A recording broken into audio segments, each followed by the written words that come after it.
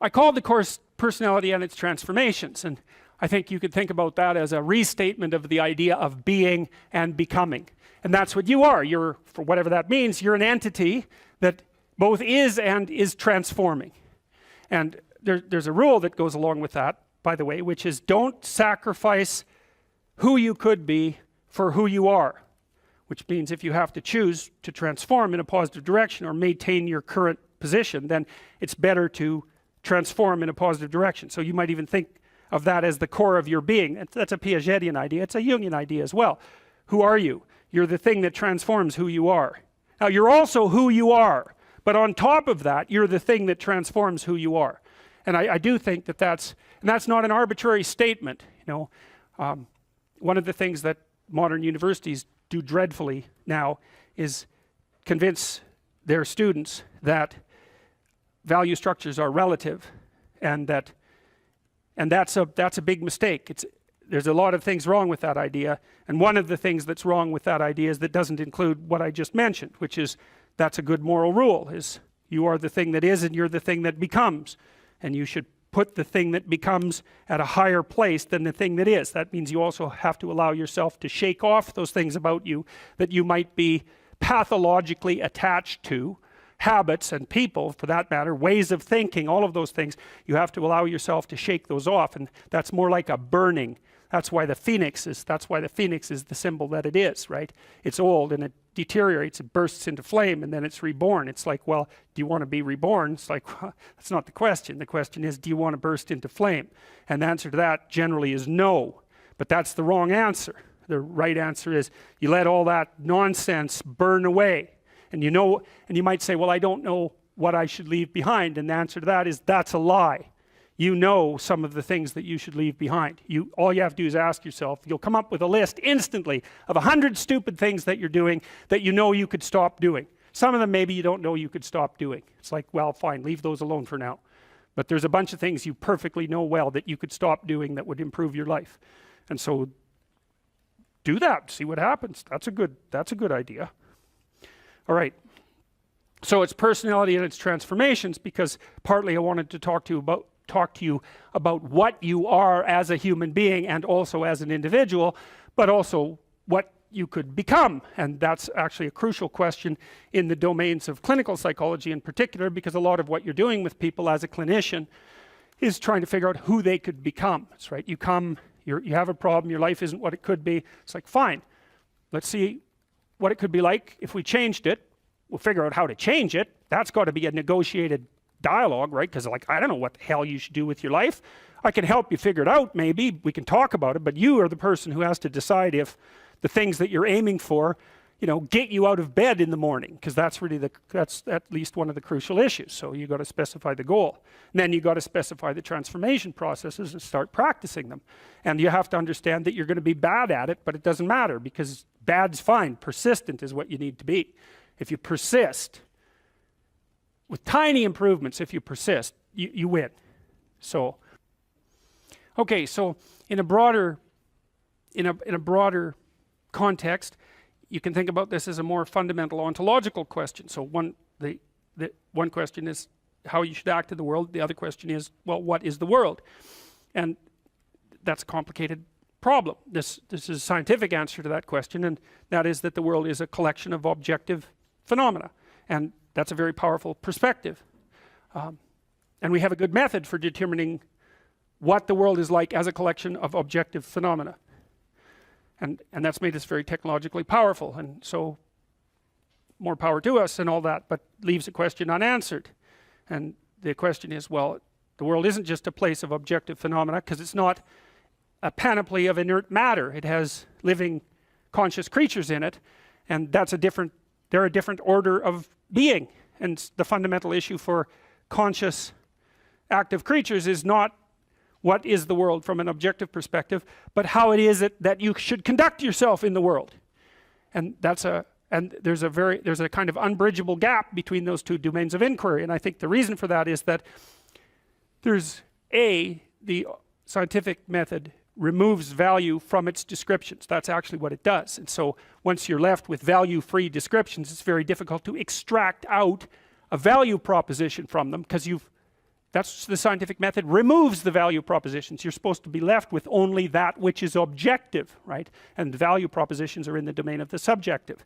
So I think the idea that you can derive what you should be or do from a collection of facts is flawed, A, because the collecting the facts themselves gets rid of the value structure, but B, there's an infinite number of facts, and so how are you going to pick which ones should guide you?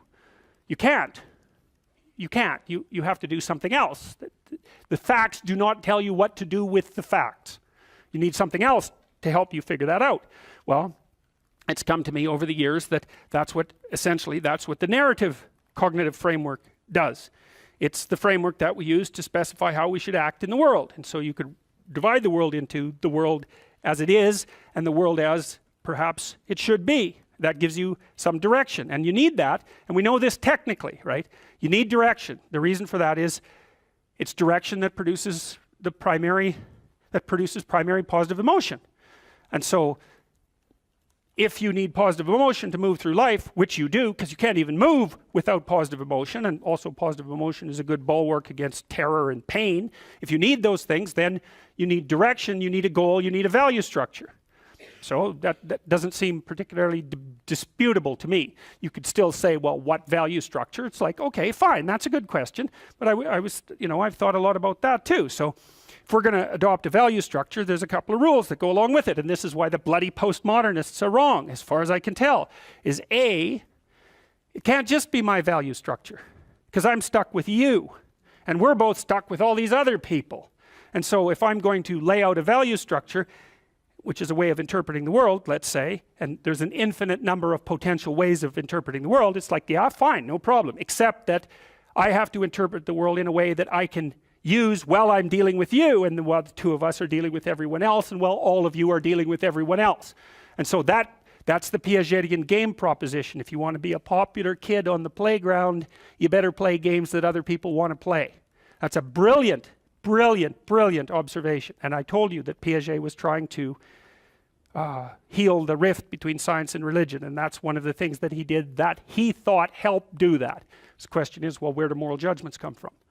Well, they emerge as a consequence of consensus, and it's a bounded domain.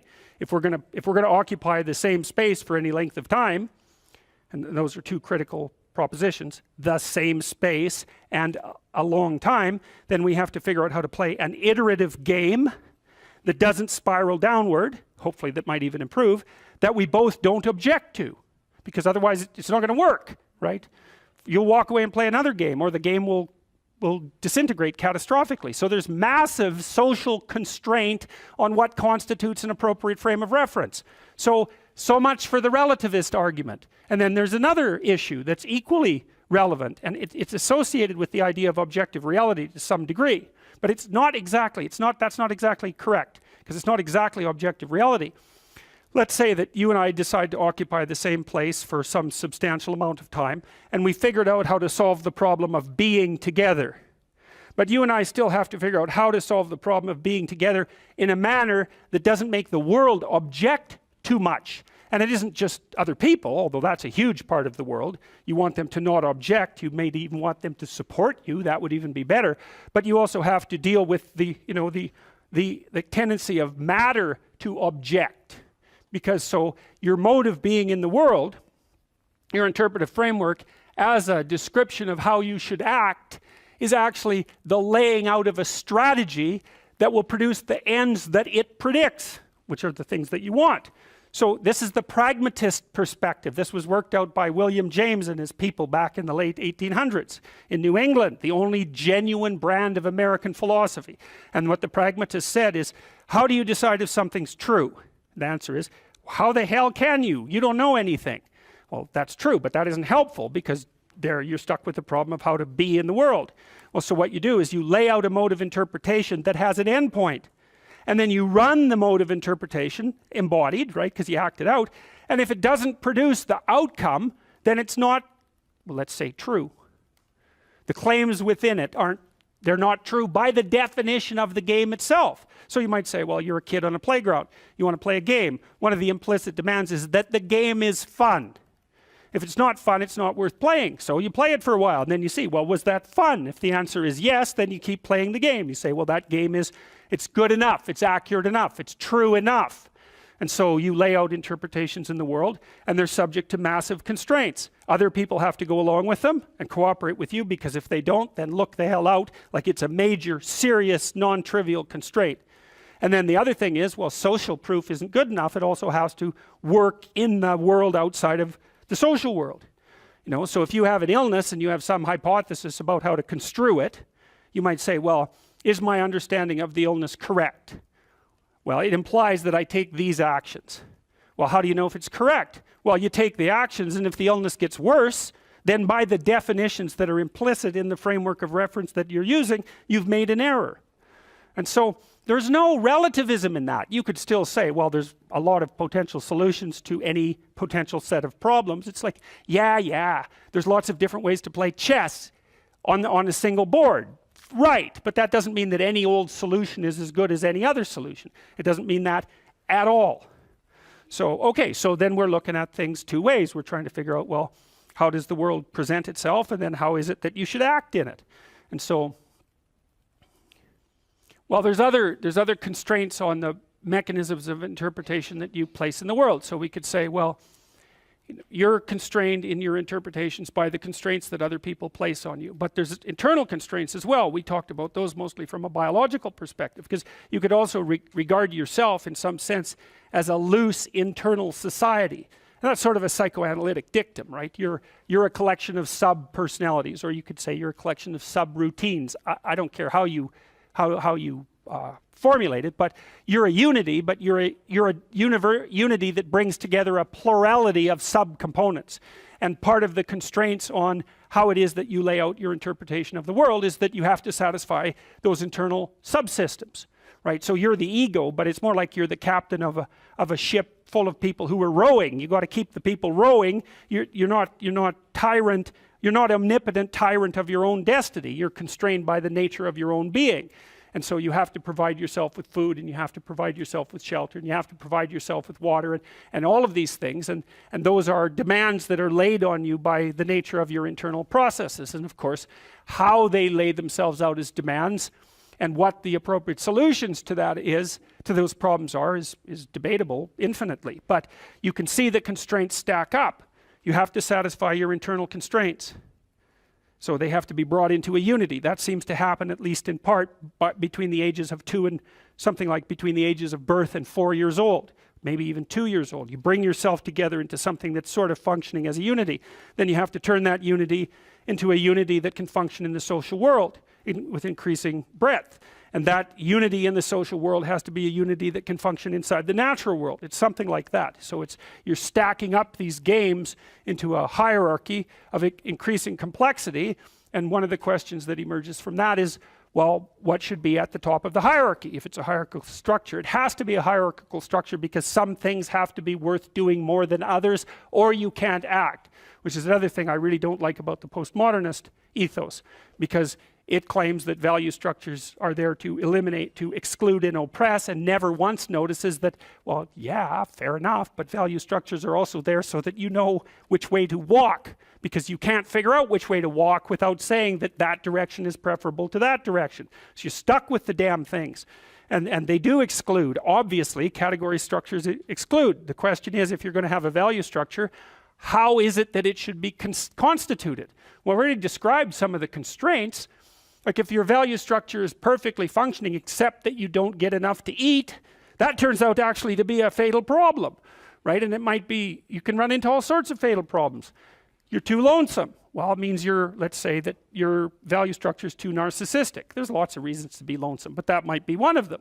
Or you're too timid or something like that. Like you're going to be informed by your own internal biological mechanisms when the value structure that you're laying out in the world is insufficient to keep itself propagating across time.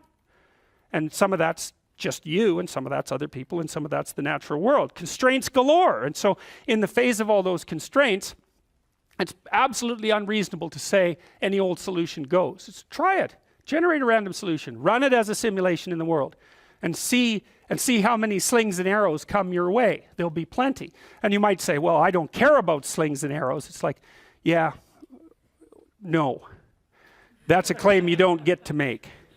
So, okay, so you're being informed internally as to the nature of your value structure. You have to specify where you are. You have to specify where you're going. You have to integrate all your underlying biological mechanisms into that schema. It's something I think that's actually kind of weak about the Piagetian ideas, because Piaget, I'm a great fan of Piaget, but Piaget tended to think that the child came into the world with nothing but a set of reflexes. I mean, that's his technical claim, and that you bootstrap off those reflexes, and I think it underestimates the degree to which the child comes into the world as an already prepared unit. And I mean, he just thought of those things as so self-evident that you don't need to talk about them, but that's actually not true. You do need to talk about them. We know, for example, that if you provide children with food and shelter, and adequate food and shelter, but you don't interact with them socially, almost all of them die in the first year, right? It's not optional. Touch is not optional for children. Attention is not optional for children. Play is not optional for children. So it isn't just like, well, the child comes into the world with a set of reflexes and can adapt to any old environment. It's like, no, the environment has to be structured in a certain way or the child will die. And it's very interesting when it comes to things like play and touch, because you wouldn't think of those as fundamental necessities, right? But it turns out that they are. If you deprive a child badly enough of play and touch in the first 3 years of their life, even if they survive, what comes out at the end of that is often something that's like barely recognizable as a functional human being and cannot be repaired after that point. And that experiment was done with Romanian orphans back in the 90s. So it was an ugly situation, to say the least. Okay, so now you take these underlying biological systems and maybe they aggregate themselves into something that vaguely looks like your temperament, your 5 temperamental dimensions. So maybe if you're an extrovert, you're dominated by the dopaminergic system, just like you are if you're high in openness. And if you're high in neuroticism, it's mostly that you're dominated by anxiety systems and systems that mediate emotional pain. And if you're agreeable, you're dominated by the function of the underlying maternal/care affiliation systems. But so you could say, well, you've got a multitude of fundamental biological predispositions that manifest themselves as implicit stories, something like that, and they organize themselves into the primary temperaments, and the primary temperaments are biasing factors that determine in part the nature of the interpretive structure that you're going to lay out in the world. It's not entirely determined by your temperament. We know that personality is only predicting something like, let's say, 10% of the variance in most complex social outcomes. And the other elements are, well, temperamental as you might be, you still have to get along with other people and the world. So you come in with these internal biases, but they still have to be modified extensively by your social and your natural surround. Okay, and then you develop your routines from the bottom up, as Piaget pointed out, and sometimes from the top down, because now and then you can think yourself into a radical transformation. But mostly what you're doing is building the micro units of your interpretive schemas and your behaviors and aggregating them into higher order structures that you can then tag with higher order abstractions. And we talked about that. You can't tell a 3-year-old to clean up his room. And the reason for that is those are empty boxes as far as the kid's concerned. Clean? He might have room, he might have that. Clean he doesn't have. He might have pick up the teddy bear and put it in that space, right? So that's one of these little micro routines. And maybe you say, you put 20 of those micro routines together and now you can say, clean up your room. And basically what you're saying is, implement the 10 micro routines that you've learned. And so a well-functioning personality has all the micro routines in place. That's actually something that you help people with if you're a behavioral therapist, because one of the things you assume if you're a behavioral therapist is that sometimes the reason people aren't doing things is because they don't know how. Sometimes maybe the person's depressed but potentially high functioning. They got all the damn micro routines. They're well socialized. They're just dormant. You got to get them awake again and implementing them. But sometimes you get someone in your practice, say, who's just been neglected like you cannot believe, right? The parents never paid any attention to them, or maybe just punished them every time they did something good. That's really fun. And then, they didn't make friends, and so they're really, really vague and poorly articulated. And so then what you do is you work at the bottom of the micro routines and get them to practice building up all these little attributes that they didn't build up. And you know, one of the things you can think about in terms of character development is, so now maybe you understand something about your own personality. You might say, well, what could you do to improve your personality? And the answer is, develop some of the micro routines on the other side of the personality distribution. So if you're disagreeable as hell, maybe you could start learning how to do nice things for people. And that actually works, by the way. So if you take disagreeable people who are depressed and you get them doing nice things for other people, their depression tends to lift. But then by the same token, if you're agreeable, then you should practice doing some things for yourself and being more tough-minded in your negotiations. And so you can sort of place yourself on the personality trait distribution. You know, you're extroverted. It's like, okay, man, learn to spend some time with yourself, right? You're low in openness. Well, try reading a book that's outside of your, you know, your sphere of interest now and then. If you're conscientious, well, you should probably learn how to relax occasionally, and so forth. So you can, I think partly what you're doing as you're developing your personality is not moving the mean much, the average, where, you know, where you're located, but you're extending the standard deviation so that you're a bigger bag of tricks than you were before. And I think you can practice that consciously. It's like, you're hyper orderly. It's, well, get a dog, you know. Dogs are messy, horrible things, you know. It's just what you need if you're hyper orderly, because they're going to leave hair everywhere and force you to live with it. Lay it down. Let me see your hand. Show me what you got. You're always talking, but you're not playing. It doesn't match your face. Gotta find my way.